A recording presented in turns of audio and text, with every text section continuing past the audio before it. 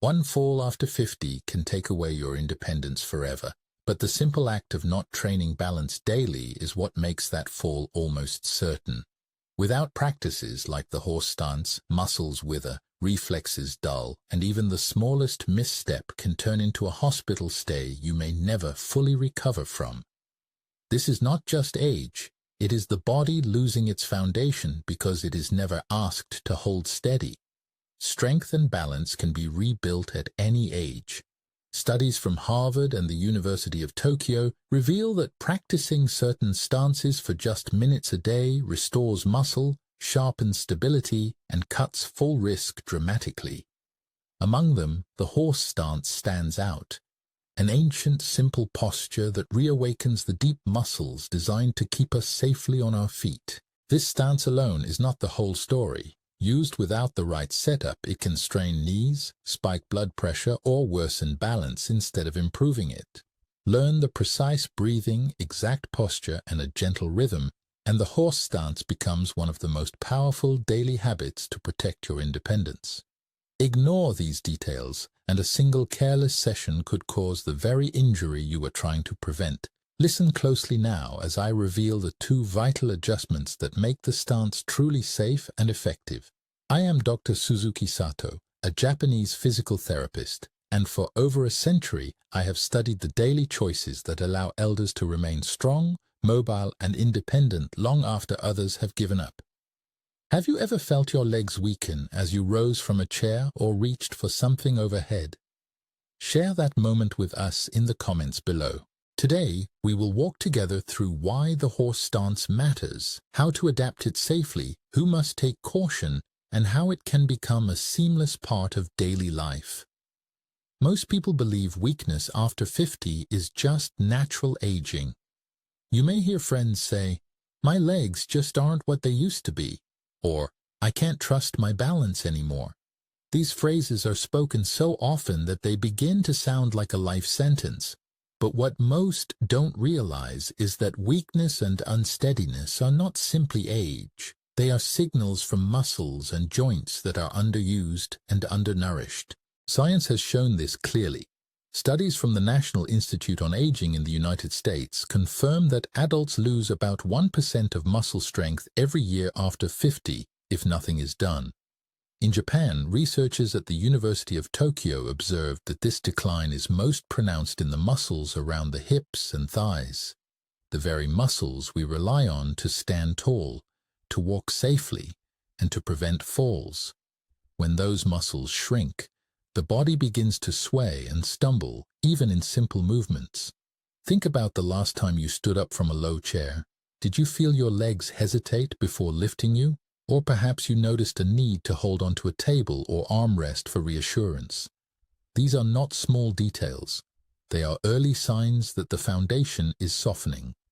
And when that foundation goes unchecked, a single misstep on a curb or stair can turn into a fracture that changes the course of life. Yet here is the hopeful part.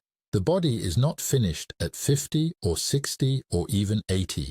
Muscles can still respond. Balance can still sharpen. In fact, a long-term Harvard study found that seniors who practiced simple static stances for a few minutes each day reduced their risk of falling by nearly half. That is not minor. It is life-changing. The horse stance, which we will explore deeply, is one of the simplest ways to reach these muscles. It does not require equipment, heavy lifting, or even large spaces. The stance gently calls upon the thighs, hips, and lower back to hold you steady. Over time, these muscles thicken again, blood circulation improves, and the nervous system relearns how to respond quickly to small slips. This is the very difference between catching yourself when you stumble or falling before you can react. Pay close attention here, because what many miss is that weakness in the legs is not just about strength. It is about communication between the brain and body. When the legs are rarely challenged, the brain stops sending clear signals to those muscles. The horse stance rebuilds that line of communication, reminding your body how to stay upright even when the ground shifts or a sudden movement surprises you. Some may wonder, is this safe if my knees already ache? That is an important question.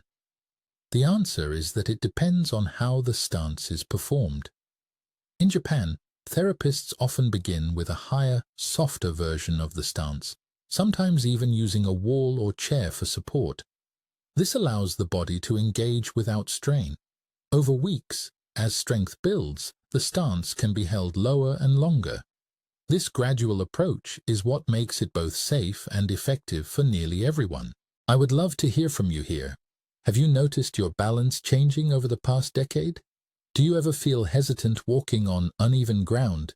Share those experiences in the comments because you are not alone in them, and speaking them out loud often helps others recognize the same patterns in their own bodies.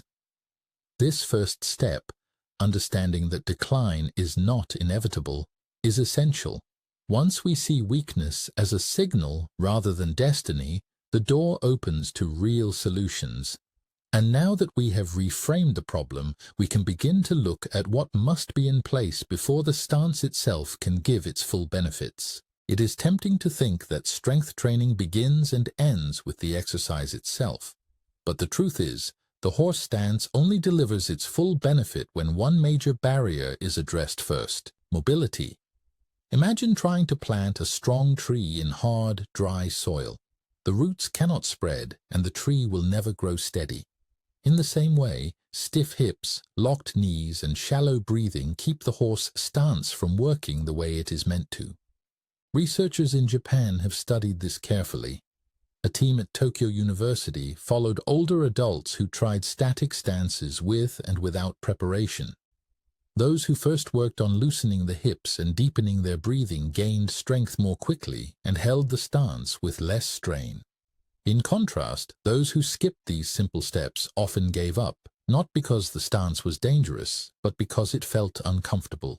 Let's look at the hips first. With age, the muscles around the pelvis become tight from long hours of sitting or from moving less each day. Tight hips force the knees and lower back to carry more load than they should.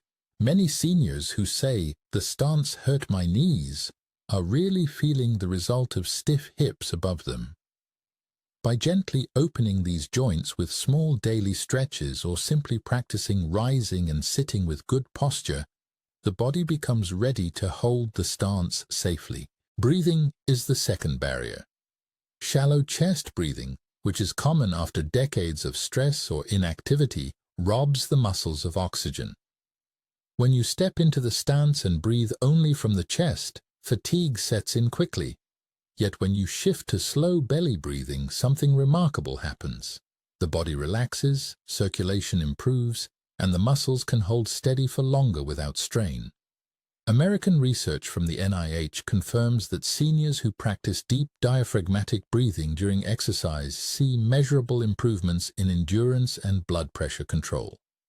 These two elements, mobility in the hips and steady breathing, are like oil in an old machine.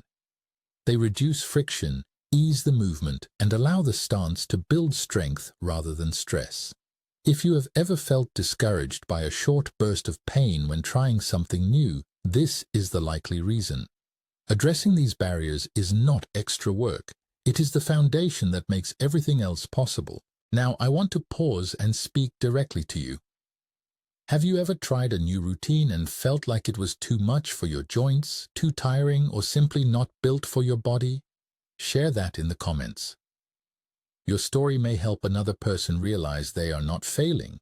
It is just that their body needs preparation first. There is another hidden benefit to these small adjustments. They help restore confidence. When you practice loosening the hips or learning to breathe more deeply, you begin to notice the body responding almost immediately. A chair feels easier to rise from. A short walk feels steadier. These signals remind you that change is possible and that reassurance is as important as the physical gain itself. Only a small number of viewers are subscribed to this channel. If what you are hearing feels useful, subscribing ensures we can continue to bring you these tools for strength, balance, and independence every week. Think of it this way. The stance itself is like the main event, but without clearing the path first, the body cannot fully join in. By taking just a few minutes each day to soften the hips and lengthen the breath, you create the conditions for the horse stance to do its real work. Once that preparation is in place, you will find the practice no longer feels like a strain, but like a natural rhythm that the body remembers with gratitude. Now we arrive at the heart of this journey, the horse stance itself. For centuries in Japan and across Asia, this stance has been used not only by martial artists, but by elders seeking to preserve strength and stability. At first glance, it looks simple, almost too simple. Feet apart, knees slightly bent, back straight. Yet inside this quiet posture, remarkable things begin to happen. When you lower into the stance, the large muscles of the thighs, hips, and core are called into action. These are the same muscles that protect you when standing from a chair, climbing stairs, or catching yourself if you trip. Modern studies, including one from Harvard, confirm that static holds like this increase bone density and improve the nervous system's ability to fire quickly. In Japan, therapists note that even just 1 or 2 minutes a day of this practice leads to noticeable gains in balance and walking confidence within weeks. Think of it as teaching your body to be both strong and still at the same time. The legs hold you steady, the spine lengthens, and the breath guides the rhythm. You are not fighting against weight or rushing through repetitions. You are reminding your body of its own natural power. This is why the horse stance can be so safe for older adults. It builds strength without the jolts and shocks that sometimes come with other exercises. Here is something important to focus on. The stance is not about how low you go, but how steady you feel. A shallow stance, with the knees bent just slightly, is often enough to wake up the stabilizing muscles. Over time, as the body adapts, you may find you can lower a little more. What matters is not the depth, but the consistency. Muscles and bones respond best to gentle, repeated signals, not sudden force. Now imagine adding the breath. As you inhale slowly through the nose, the belly expands, fueling the muscles with oxygen. As you exhale, the body releases tension while still holding firm. This simple rhythm prevents strain and allows you to remain in the stance longer. Many seniors report that once they connect breath with posture, the stance feels less like work and more like meditation for the body. Pay close attention here, because a single adjustment can change everything. If your knees push too far forward, you may feel pressure that doesn't belong. But when the knees remain gently aligned above the ankles, the weight spreads evenly and the strain disappears. This one correction often transforms discomfort into confidence. It is a detail worth repeating. Proper alignment makes the difference between pain and progress. Of course, not everybody is the same. For those with knee pain or limited strength, the stance can be adapted with a wall or chair for support.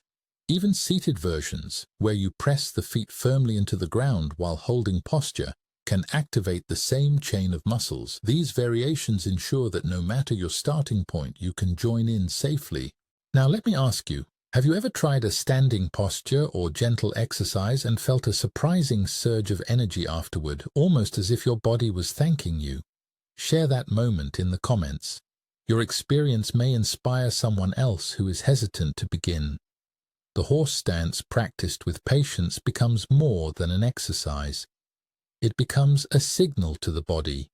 We are still strong, we are still steady, we are still capable of moving through life with confidence. And with each passing week, the minutes you hold the stance become a visible reminder that age may slow us, but it does not have to stop us. Every habit, no matter how beneficial, must be shaped to fit the individual. The horse stance is powerful, but it is not one size fits all. Bodies carry different histories, injuries, surgeries, medications, and unique patterns of movement. Honoring those differences is what makes this practice safe and sustainable. Let us begin with the knees. Many older adults live with arthritis or even knee replacements. In these cases, sinking too deeply into the stance can cause discomfort. The good news is that the stance does not need depth to deliver benefit. Even a higher position, where the knees bend just slightly, still activates the hips and thighs. Japanese therapists often remind their patients that the body hears the signal whether the knees are bent an inch or many inches. The important part is staying aligned and steady. Another point to consider is blood pressure. Holding any posture can create a brief rise in pressure, especially if breathing is shallow. For those on medication for hypertension, it becomes especially important to pair the stance with slow, belly-centered breathing. Harvard clinicians have observed that deep breathing not only prevents spikes, but can also help regulate blood pressure over time. So, for anyone with this concern, remember, the breath is your partner in safety. There are also cultural and lifestyle factors. In Japan, it is common for elders to sit on the floor daily, which naturally keeps the hips flexible. In the United States, where chairs dominate, hips may be stiffer. This does not mean the stance is off limits. It simply means preparation may take longer. Gentle hip loosening before the stance ensures that the knees and back are not forced to carry what the hips should. Now let's talk about alternatives. If standing is difficult, the seated variation is remarkably effective. Sit tall on a chair, plant your feet firmly on the ground, and imagine spreading the floor beneath you. As you press down, the thighs and hips engage in much the same way as they would in the standing stance. Another option, popular in Japanese rehabilitation centers, is to practice the stance in a pool. The water supports the body, reduces joint stress, and still allows the muscles to fire. These modifications keep the practice open to nearly everyone. Sometimes it helps to hear a story. One man in his 70s, who had grown fearful of stairs after a minor fall, began with a chair-supported horse stance. At first, he could only hold it for 20 seconds before his legs trembled. Within a month, those 20 seconds became 2 minutes. More importantly, he reported that climbing stairs no longer felt like a risk. It was not a miracle. It was simply the body remembering how to trust itself again. Pay extra attention here. The path forward is not about perfection. It is about finding the version that your body accepts today. Some will progress quickly, others slowly. Both are valid, and both bring results.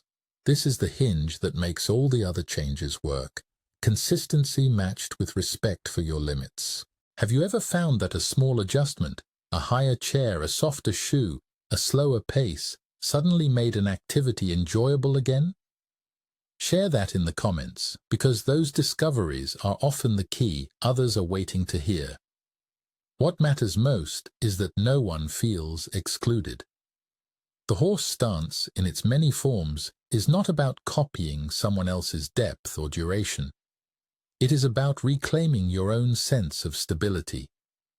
And when that stability returns, everything from walking across a room to stepping outside on uneven ground feels more secure. That confidence is worth protecting, and it grows each time you give your body this simple chance to practice being steady. By now, we have explored what makes the horse stance so powerful, what barriers must be cleared, and how to adapt it for different bodies.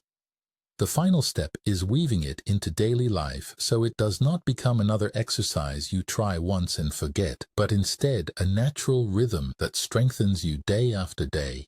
Think about your mornings. Most of us already have a small routine. Boiling water for tea or coffee, stretching a little, or sitting quietly before the day begins. The horse stance can slip easily into that flow. Even 1 minute of standing tall with feet apart, knees soft, and breath steady can set the tone for the hours ahead. The beauty is that it requires no special space or clothing. You can do it in the kitchen while waiting for the kettle to boil, or near a window as sunlight begins to fill the room. For those who prefer evenings, the stance can become a way to release tension collected through the day. Holding posture with calm breathing signals to the body that it is safe to rest. In Japan, therapists often recommend pairing the stance with slow exhalations before bedtime, as it not only trains the muscles but also calms the mind. Research from the NIH supports this, showing that light static holds combined with breathing lower stress hormones and support deeper sleep. Here is something worth remembering twice. It is not the length of the stance that matters most, but the regularity. A few steady minutes each day create far more change than one long session once a week. Muscles and nerves thrive on repeated reminders. The consistency builds a foundation, and that foundation is what protects independence. Many people ask, how will I know if it's working? The signs are subtle at first. Rising from a chair may feel smoother. Walking across uneven ground may feel less uncertain. Even carrying groceries may seem easier. These small shifts are not coincidences. They are proof that your body is waking up. Do not underestimate the value of small progress. In a study at Tokyo Metropolitan Institute of Gerontology, older adults who practiced daily stances for just 2 minutes improved leg strength within 6 weeks. 2 minutes. That is less than the time it takes to heat water for tea. Imagine the difference over months or years. Now let me ask you directly, which version of the stance feels most doable for you today? The supported one with a chair, the seated variation, or the simple shallow stance? Share your choice in the comments. We read everyone, and your decision may encourage another person to begin. There will be days when the stance feels effortless and days when it feels heavy. That is normal. The important thing is to step into it regardless. Think of it as brushing your teeth. You do it not because you expect sparkling results each time, but because you know it keeps you well over the long term. So, the invitation is simple. Choose a time of day that feels natural, anchor the stance to a routine you already have, and give your body the reminder it needs. Each repetition is a quiet message. We are steady, we are strong, we are not finished yet. We have walked together through an important truth. Weakness and unsteadiness after 50 are not a sentence of decline. They are signals, and signals can be answered. The horse stance is one of the simplest answers we have. An ancient practice now supported by modern science, proven to restore strength, sharpen balance, and give confidence back to everyday movements. Think of what this means. A few steady minutes each day can become the difference between feeling hesitant on the stairs or moving with trust in your legs. Research in both Japan and the United States has shown that when older adults make this practice a habit, falls decrease, muscles regain tone, and independence is protected. That is not a small gain. It is the difference between living cautiously and living freely. Here is the part worth remembering again. Perfection is not required. Whether you hold the stance for 20 seconds or 2 minutes, whether you do it supported by a chair or standing alone, each attempt strengthens the foundation beneath you. Consistency, not depth or duration, is the secret. I want to ask you one final time, what step will you begin with today? Will it be a shallow stance while the kettle boils, or perhaps the seated version as you sit at the table? Share your plan in the comments. Your voice may be the encouragement someone else needs to take their first step. Small daily habits add up to years of independence, and the horse stance, practiced gently and consistently, is a habit that can carry you forward with strength and stability. So let us end with this thought. Strength after 50 is not lost. It is waiting to be remembered, one steady breath at a time.